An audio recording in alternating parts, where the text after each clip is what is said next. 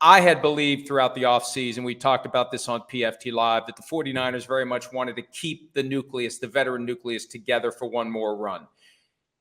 But that entails Brandon Aiyuk taking a contract that allows them to carry his cap number, George Kittle's, Deebo Samuel's, Trent Williams, Christian McCaffrey, who got a raise during the offseason.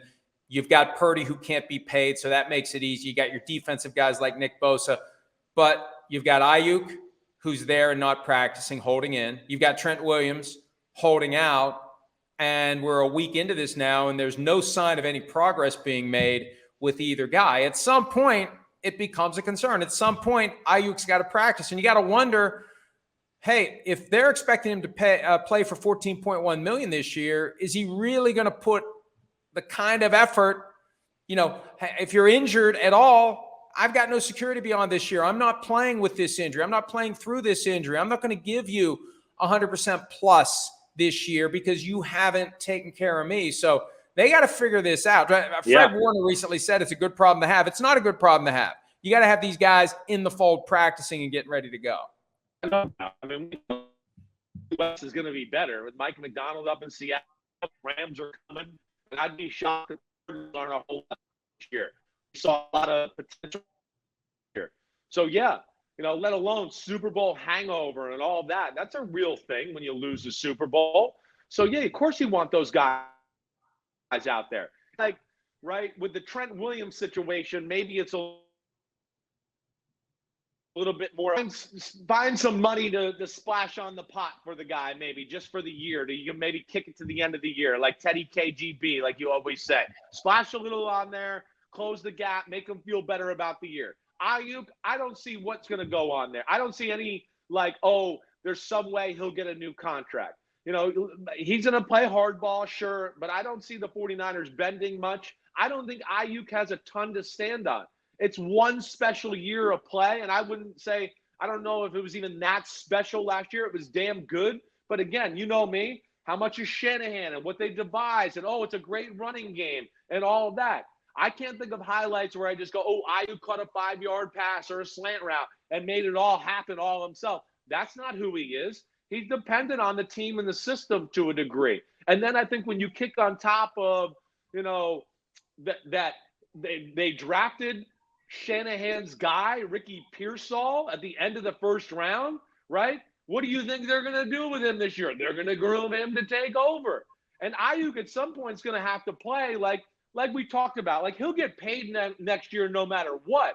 But if he wants to get the high-level dollars, then he's going to need to be out there if he wants to be paid like a A.J. Brown or something like that. At the end of the day, that might be the difference of you get $33 million a year? Oh, wait, you kind of poo-pooed through the year and were upset and didn't get the contract and had a tweak on your hamstring and didn't play for 3 weeks. Then you might be getting $26 million a year, 27. I don't know. But I do think it'll affect him, and I think at some point he's going to have to play and play well at that. One of the realities, he didn't have a lot of targets last year. He was second in the league in yards per target. Khalil Shakur had more yards per target, but he didn't have nearly the same number of targets. Over 100, just over 100 for Brandon Aiyuk, 1,300 plus receiving yards, second team All-Pro.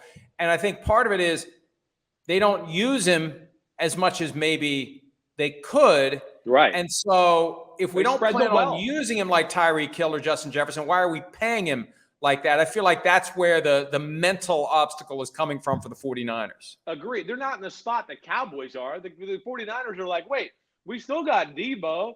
Wait, we still got George Kittle. Wait, we sure got Christian McCaffrey, right? So they're going, wait, we're not like, oh, no, we don't have our guy out here, right? Of course they want him out there. We know he's very good, right? But at the same time, I don't think he's in that class of, the guys we mentioned before, the Tyreek Hills, the A.J. Browns, and that group right there. And that's where I think we're having a hard time here throughout the NFL classifying where those guys should be paid. And I think in a lot of ways, these guys are looking at going, look at my stats, but there's more to it than stats is I think what we're both saying here.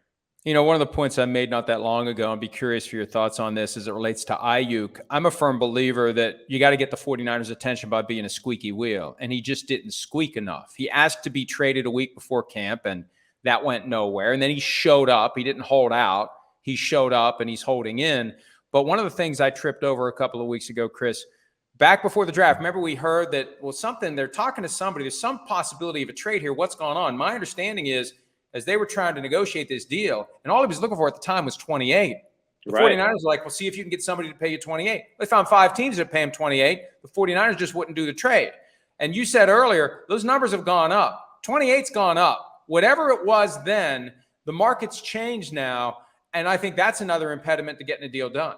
Agreed. I think there's, like I said earlier, with the CD Lamb and the Aiyuk thing, I think there was like, wait, we want this, we want this, we want this. And then a bunch of guys got this, and they were like, wait, we don't want this anymore. We want this or this. And that's hard too on a football team. When you're organizing your salary cap, you got money allotted to, wait, I want to give it to this guy or this guy, right? We have this on set aside for you. Oh no, wait, now you want more. Hold on. I got to reorganize some things here to get you that extra money. It's just not as easily done as people think there in that situation. And I think that's where they're in a tough spot. And I just don't see where Aiyuk has a whole lot of ground to stand on here to get what he wants ultimately. Hi, it's Mike Florio. Thanks for watching PFT on YouTube. Hit subscribe for the latest news and analysis from Pro Football Talk.